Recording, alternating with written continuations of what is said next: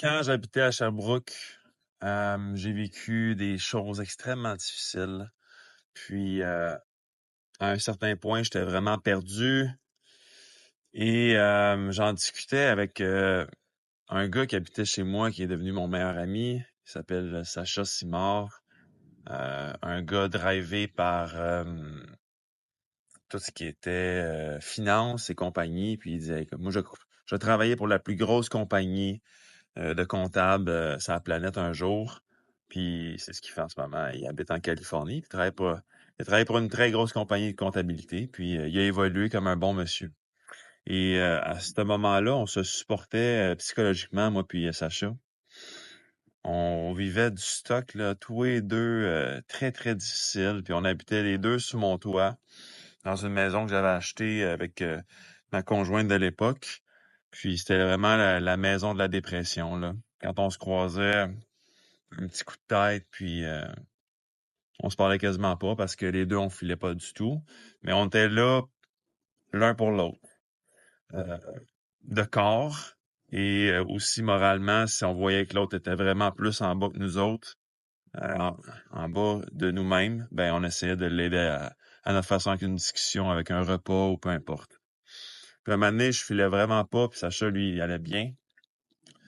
Puis il disait, hey man, je viens de lire ce livre-là, ça s'appelle The Power of Now de Eckhart Tolle. Moi, le fan. Puis j'ai commencé à le lire et je suis tombé sur ce paragraphe-là qui a marqué, je pourrais dire, ma vie à ce moment-là précisément. Et ça l'a désamorcé toutes les bombes qu'il pouvait avoir dans mon esprit face à différentes situations. Donc, ce que j'ai envie de vous dire, c'est que, premièrement, ce monsieur-là, c'est un génie, Eckhart Tolle. Je sais pas si c'est Tolle ou Tolle. Mon frère Olivier, je pense qu'il sait mieux que moi parce que il écoute beaucoup de matériel de ce monsieur-là, Eckhart Tolle. Puis,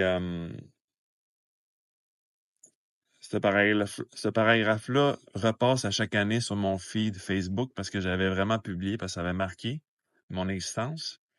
Donc, ça a marqué mon existence, ça a influencé ma façon de penser, puis de percevoir les moments difficiles, les challenges de vie.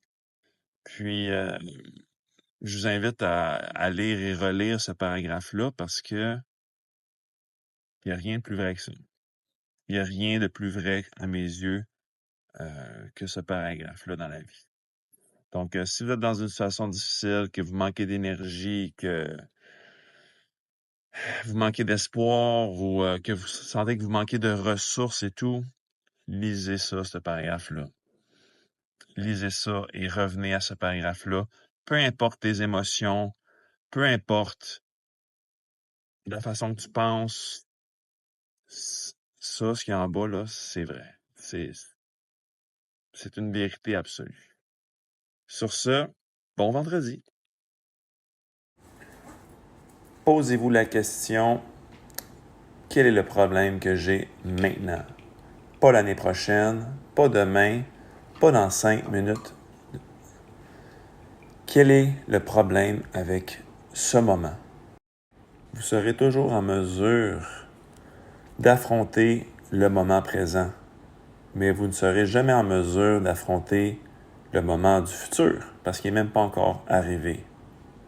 Et en fait, vous n'avez même pas besoin de penser à cela.